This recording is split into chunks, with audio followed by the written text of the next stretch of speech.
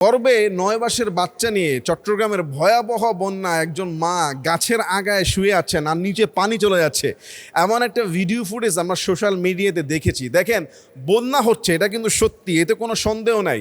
এবং ৯ মাসের বাচ্চা নিয়ে সেই মা গাছের আগায় তিনি বসে আছেন, নিচে প্রচণ্ড প্রাণীর স্রোত। এমন ভিডিও দিয়ে চট্টগ্রামের বন্যার ভিডিও বলে প্রচার করা হয়। দেশের যে কোনো দুর্যোগে বা যে কোনো মহাঘটনায়, যে কোনো বিষয়ে সবার আগে একটা গুজব ছড়িয়ে পড়ে, কিন্তু একটা আপনার কোনো রকমভাবেই ফ্যাক্ট চেক ছাড়াই আপনার বিভিন্নভাবে গুজব ছড়িয়ে পড়ে। এইটা কিন্তু একটা গুজব যে ৯ মাসের বাচ্চা নিয়ে তিনি গাছের আগে আশ্রয় নিয়েছেন। এইটা নাকি তার এক ট্যুরের ভিডিও, সে কোথাও গিয়েছে, হয়তো অন্য কোথাও বেড়াতে গিয়েছে। এটা অনেক আগের একটা পুরাতন ভিডিও, এটাকে চট্টগ্রাম ভিডিওর সঙ্গে মিলিয়ে দেওয়া হচ্ছে। এই সমস্ত গুজব কিন্তু অনেক সময় ছড়িয়ে পড়ে। আর একটা গুজব যে লাশ ভেলায় ভাসিয়ে দেওয়া হচ্ছে, লাশ চলে যাচ্ছে, এটাও কিন্তু সঠিক খবর নয়।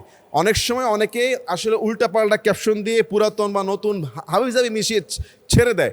ওই লাশটাকে ভেলায় করে বেঁধে নিয়ে যাওয়া হচ্ছে অন্য জায়গায় দাফন করার জন্য। সেখানে তো আর খাট নাই বা হাঁটার মতো অবস্থা নাই, কাঁধে নিয়ে যাবে, এটা নাকি দাফন করার জন্যই নিয়ে যাওয়া হচ্ছিল। তো এইভাবে কিন্তু আমাদের জাতীয় যে অনেক ক্রাইসিসে বিভিন্ন ধরনের গুজব ছড়িয়ে পড়ে। আর এই গুজবের কারণে মানুষ সত্য মিথ্যা অনেক কিছু পার্থক্য করতে পারে না। এইটা সত্য যে চট্টগ্রামের অনেক অঞ্চল ডুবে গিয়েছে, মানুষ অনেক কষ্ট আছে। আমি বলবো ভাই, আপনি যদি একটা মিথ্যা কথা সোশ্যাল মিডিয়াতে ছেড়ে দেন, একটা মিথ্যা ভিডিও না যাচাই বাছাই করে ট্যাগ লাগিয়ে ছেড়ে দেন, তাহলে এটা কিন্তু অত্যন্ত বড় একটা গুনাহের কাজ হবে। আমি দেখলাম যে কিছুদিন আগে ইনকিলাব, তারা ভুয়া অনেক ভিডিও, বিভিন্ন জায়গার বিভিন্ন বিষয়ের ভিডিও তারা ছেড়ে দিয়েছে। ইনকিলাব একটা ভালো জাতীয় পত্রিকার মতো পড়ে, তা তারা এরকম উল্টাপাল্টা নিউজ করে ফেলে, তাহলে সাধারণ মানুষ কোথায় যাবে? এজন্য কোরআনের বাণী হলো যে সঠিক সংবাদ প্রচার করা। এবং হাদিসের মধ্যে আসছে যে মিথ্যাবাদী হওয়ার জন্য এতটুকু যথেষ্ট, সে যা শুনে তাই বলে বেড়ায়। এই জন্য এটা হাদিসের মধ্যে আসছে। তা আল্লাহ তাআলা আমাদের সবাইকে সঠিক বোঝার তৌফিক দান করুক, গুজব থেকে বাঁচার তৌফিক দান করুক, আল্লাহুম্মা আমিন। ভেলায় করে ভেসে যাচ্ছে লাশ, আহারে, একটু দাফন করার জন্য ভাসিয়ে নিয়ে যাওয়া হচ্ছে লাশ। যদিও অনেকে মনে করেছেন যে এই লাশটাকে ভাসিয়ে দেওয়া হয়েছে, আসলে তা নয়, এটাকে ভাসিয়ে নিয়ে যাওয়া হচ্ছে দাফন করার জন্য।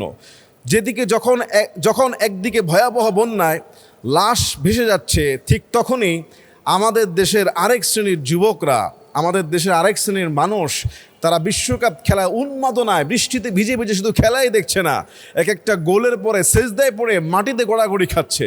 নাউজুবিল্লাহ। কোনো একজন আলেম তিনি বলেছিলেন যে বিশ্ববিদ্যালয়ের বরাদ্দ বাজেটগুলো সব বন্যায় কবলিত চট্টগ্রামে বিলিয়ে দেওয়া হোক, কেননা এরা এদেশের ভবিষ্যতের বোঝা হয়ে দাঁড়াচ্ছে। মানবিকতা, তাদের ভিতরে দুঃখ বেদনা, মানুষের পাশে দাঁড়ানোর কোনো আকাঙ্ক্ষা, কোনো রকমের মায়া মমতা নেই। যখন মানুষ বন্যায় কবলিত হয়ে ডুবে যাচ্ছে, ঘর নাই, বাড়ি নাই, সব কিছু হারিয়ে একাকার হয়ে যাচ্ছে, একটু দাফন করার জন্য লাশকে বেলায় বেঁধে টেনে টেনে নিয়ে যাওয়া হচ্ছে দূর কোথায়, ঠিক তখনই সেই বিশ্ববিদ্যালয়ের সবচেয়ে শিক্ষিত, সবচেয়ে উচ্চ শিক্ষিত ছাত্ররা কিভাবে রাস্তার মধ্যে সকালবেলা একেবারে বৃষ্টিতে ভিজে ভিজে হলো, তারা বিশাল স্ক্রিনে হই হুল্লোড় করে আনন্দ করে খেলা দেখছে এবং তারা আনন্দ মজ মস্তি করছে। এজন্য বলা হচ্ছে যে বিশ্ববিদ্যালয়ের বাজেটগুলো বন্যা কবলিত চট্টগ্রামে ছটকা করে দেন, এরা এদেশের বোঝা হয়ে দাঁড়াবে। হ্যাঁ, বিশ্ববিদ্যালয়ের সবাই না, অনেক ছাত্র আছে যারা সত্যি এই ব্যথায় ব্যথিত, অনেক ছাত্র আছে, অনেক মানবিক আছে। তবে যারা এইভাবে করছে তারাও তো ছাত্র, আর যারা করছে না তারাও তো ছাত্র। দেখেন, আযাব গজব কিন্তু এগুলো সব আমাদের হাতের কামাই। যাহারাল ফাসাদু ফিল বাররি ওয়াল বাহরি বিমা কাসাবাত আইদিন নাস লিউযীকাহুম বা'দাল্লাযী আমিলু লাআল্লাহুম ইয়ারজিউন। আল্লাহ বলেছেন কি, জলে স্থলে যেই বিপর্যয়, যেই ভয়াবহতা আসে, আযাব গজব, এগুলি সব তোমাদের হাতের কামাই, এগুলি আমাদের হাতের কামাই, আমাদের অন্যায়। আল্লাহ বলছে তোমাদের কিন্তু সামান্য শাস্তি ভোগ করাই, যাতে করে তোমরা ফিরে আসো। আসুন আমরা সবাই চট্টগ্রামের বন্যা কবলিত মানুষদের পাশে দাঁড়াই, তাদের থেকে শিক্ষা নেই যে জীবনের সিচুয়েশন এমনও হতে পারে যে মৃত্যুর সময় একটু কাফন জুটবে না, মৃত্যুর সময় আপনাকে যে মানুষ খাটে করে নিবে সেই সুযোগ হয়তো হবে না। সারা জীবনের লম্বা জার্নি, মৃত্যুর সময় হয়তো একটু কবর আমার আপনার ভাগ্যে নাও জুটতে পারে। এজন্য আসুন ভাই, উন্মাদনায়, বিধর্মীদের উন্মাদনায় নিজেকে না ভাসিয়ে দিয়ে, গা ভাসিয়ে না দিয়ে আল্লাহকে একটু হলো স্মরণ করি, একটু হলো ভয় করি। মানুষের বিপদে আমরা সহযোগিতা করি, অন্যের ব্যথায় নিজের অন্তরের মধ্যে ব্যথিত হই। হয়তো আমার বাড়িতে পানি ওঠে নাই, আমার বাড়ি শুকনো, আমার এলাকা ভালো, কিন্তু তাদের পাশে সহমর্মিতা করা, আর কিছু না পারো একটু দোয়া করা তাদের জন্য। আল্লাহ আমাদের সবাইকে বুঝার এবং আমল করার তৌফিক দান করুক। ফেনীর পর চট্টগ্রামের এবারও বন্যায় সবার আগে আলেমরা, আলহামদুলিল্লাহ সবার আগে আলেমরা চলে গিয়েছে। বিভিন্ন ইসলামিক আলেমওলামাদের যে ফাউন্ডেশনগুলো আছে তারা কিন্তু ইতিমধ্যে টনে টনে ত্রাণ পাঠিয়ে দিয়েছে। আমি দেখলাম শায়েখ আব্দুর রাজ্জাক বিন ইউসুফ সাহেব হাফিজাহুল্লাহ বৃষ্টিতে ভিজে ভিজে ঘরে ঘরে মানুষের হাতে শুধু ত্রাণ দিচ্ছেন না, তিনি একটা ছোট্ট বাচ্চার গলার একটা তাবিজও কেটে দিয়েছেন। দেখেন আলেমরা যেখানে যায় সেখানে ভালো ছোঁয়া লাগে যায়। শায়েখকে দেখলাম চকরিয়াতে নিজের হাতে নৌকা বাঁধছেন, নৌকা বেয়ে যাচ্ছেন, আলহামদুলিল্লাহ। বাইজু সাদাকা ইসলামিক ফাউন্ডেশন, গতকালকে আমিও সেখান থেকে আমাদের চট্টগ্রামে ত্রাণ পাঠিয়ে দিয়েছি। চলে গিয়েছে হাফিজি চ্যারিটেবল, চলে যাচ্ছে আসুন্না ফাউন্ডেশন, ঘোষণা দিয়েছে 300 ঘর বানিয়ে দিবে। এভাবে আলেম ওলামারা ঝাঁপিয়ে পড়েছে সবার আগে, আলহামদুলিল্লাহ। এটা এই জন্য মানুষ আলেমদেরকে ভালোবাসে, বিশ্বাসও করে, সাদাকাও করছে। আর আলেমদের প্রত্যেকটা বন্টন হয় একেবারে সুন্দরভাবে, সুষমভাবে। তবে সিজনাল কিছু ভাইয়েরা, স্বেচ্ছাসেবী ভাইয়েরা, তারাও কাজ করছে।